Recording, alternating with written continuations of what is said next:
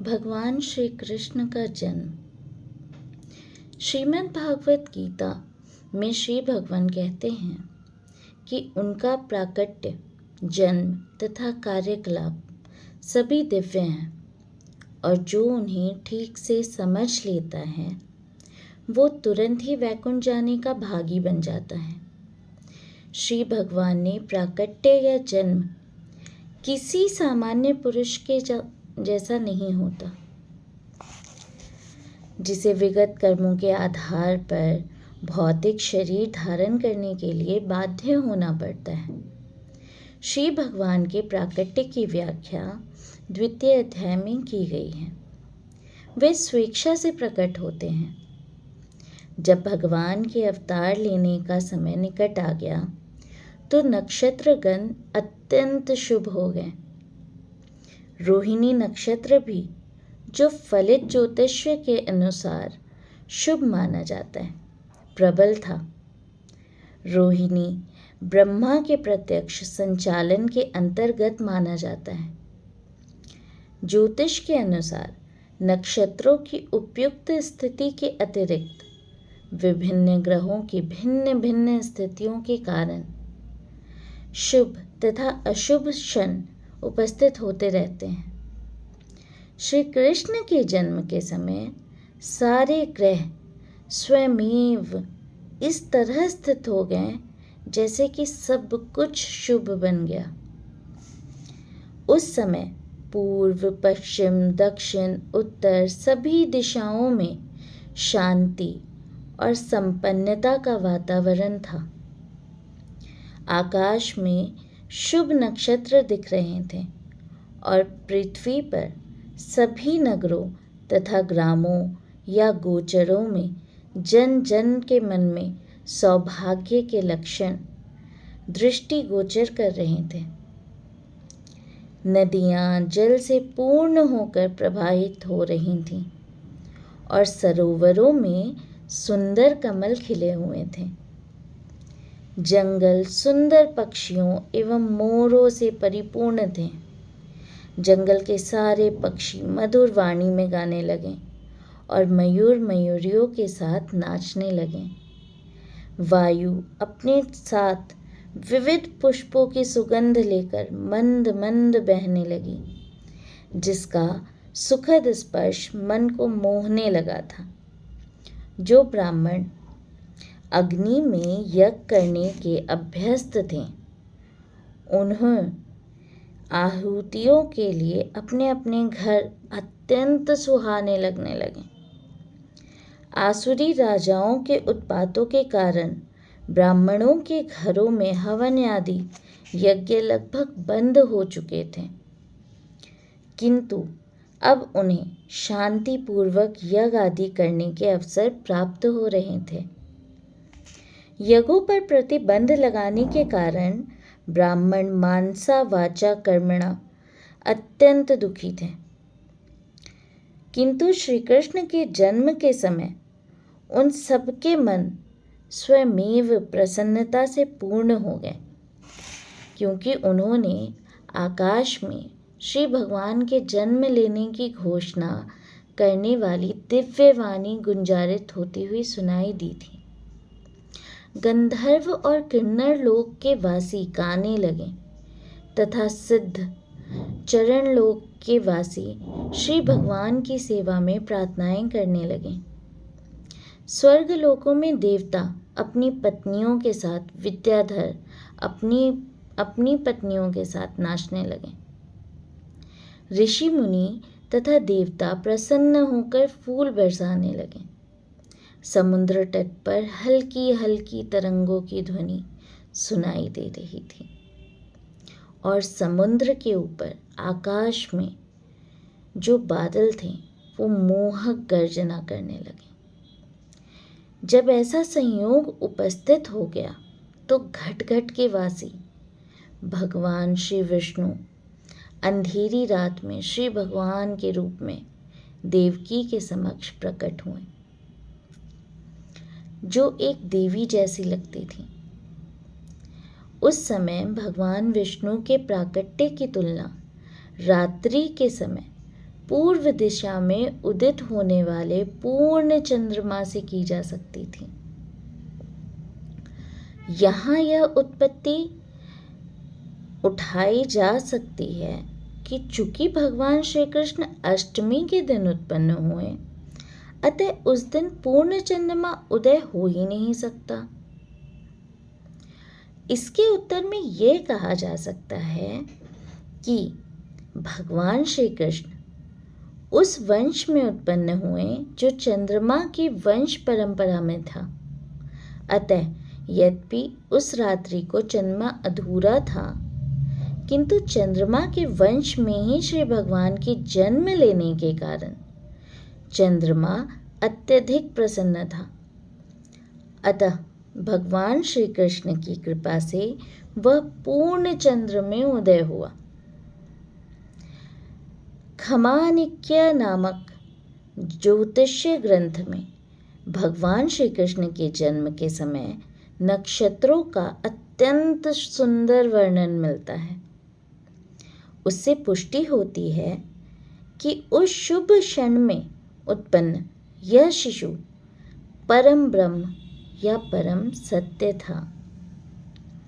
वासुदेव ने उस आश्चर्यजनक बालक को देखा जिसके 4 हाथ थे, जिसमें वह शंख, चक्र, गदा तथा कमल पुष्प धारण किए था, जो श्रीवत्स चिह्न से सुशोभित था, जो कौस्तुभ मणि की माला पहने था, पीतांबर धारण किए चमकीले श्याम बादल की तरह लग रहा था, जिसका मुकुट वैदुर्य मणि के अलंकृत था, जो पूर्ण शरीर में अमूल्य वीजावट, कुंडल तथा अन्य आभूषण धारण किए था,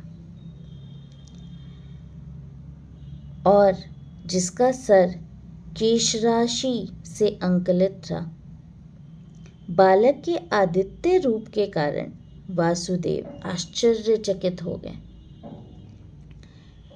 बालक के इस तरह कैसे आभूषित हो सकता है, वे ये समझ ही नहीं पा रहे थे। अतः वे समझे कि अब भगवान श्री कृष्ण प्रकट हो गए और इस अवसर पे वे अभिभूत हो गए। वसुदेव ने विनीत भाव से आश्चर्य प्रकट किया। श्री भगवान प्रत्यक्ष तथा अप्रत्यक्ष रूप में सर्वत्र विद्यमान हैं। वे सृष्टि के भीतर भी हैं और बाहर भी, कि यद्यपि वे भौतिक प्रकृति द्वारा बुद्ध सामान्य जीव हैं और ऊपर से कंस द्वारा बंदी हैं, तो भी सर्वव्यापी भगवान विष्णु या श्री कृष्ण अपने मूल रूप में उनके घर शिशु रूप में प्रकट हुए हैं। कोई भी संसारी बालक आभूषणों एवं सुंदर वस्त्रों में सजकर 4 भुजाओं सहित श्री भगवान के समस्त चिन्हों से युक्त उत्पन्न नहीं हो सकता। वासुदेव बारंबार उस बालक को निहार रहे थे और विचार कर रहे थे कि इस शुभ वेला को किस तरह मनाएं। वे सोचने लगे, सामान्यतः जब पुत्र उत्पन्न होता है तो लोग उस अवसर पर खुशियां मनाते हैं, और एक मैं हूँ कि मेरे बंदी होते हुए श्री भगवान ने मेरे घर जन्म लिया है। मुझे तो इस शुभ उत्सव को बारंबार मनाने के लिए तैयार रहना चाहिए। जब वासुदेव ने, जिनका दूसरा नाम आनंद दुंदुभि है, अपने नवजात शिशु को देखा तो वे इतने प्रसन्न हुए कि उनमें ब्राह्मणों को कई हजार गाय दान करने की इच्छा प्रकट हुई। वैदिक प्रणाली के अनुसार जब भी क्षत्रिय राजमहल में कोई शुभ अवसर मनाया जाता है तो राजा प्रसन्नता के कारण अनेक वस्तुएं दान में देता है। ब्राह्मणों तथा ऋषियों को स्वर्णाभूषणों से मंडित गाय दी जाती हैं। वासुदेव श्री कृष्ण के आविर्भाव के उपलक्ष्य में एक दानोत्सव मनाना चाहते रहे थे, किंतु कंस के बंदीगृह में बंद होने के कारण ऐसा करना दुष्कर था। अतः उन्होंने मन में ही ब्राह्मणों को हजारों गायें दान करी। जब वासुदेव को विश्वास हो गया कि नवजात शिशु साक्षात श्री भगवान हैं, तो वे झुककर दोनों हाथों को जोड़कर उनकी स्तुति करने लगे। उस समय वासुदेव दिव्य स्थिति में थे, जिससे कंस से उत्पन्न उनका सारा भय जा रहा था। जिस कमरे में नवजात शिशु उत्पन्न हुआ, वह उनके तेज से दैदीप्यमान था। जब वासुदेव ने प्रार्थना करनी प्रारंभ की, तो उन्होंने कहा, हे श्री भगवान, मैं जानता हूँ कि आप कौन हैं। आप समस्त जीवों में परमात्मा तथा परम सत्य श्री भगवान हैं।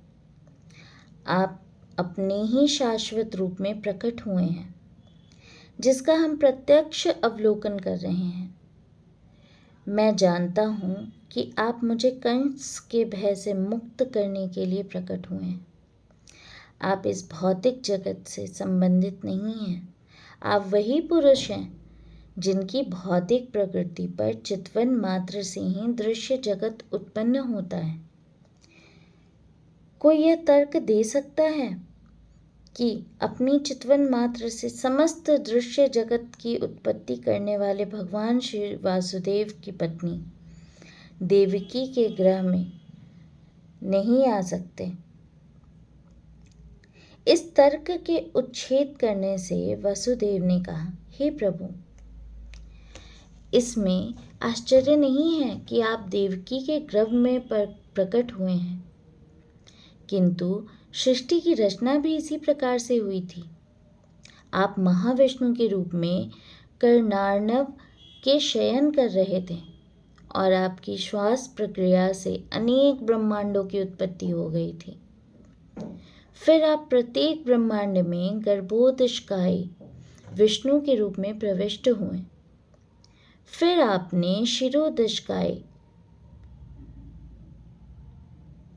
विष्णु के रूप में अपना विस्तार किया। अतः देवकी के गर्भ में आपका प्रवेश करना उसी प्रकार से समझा जा सकता है।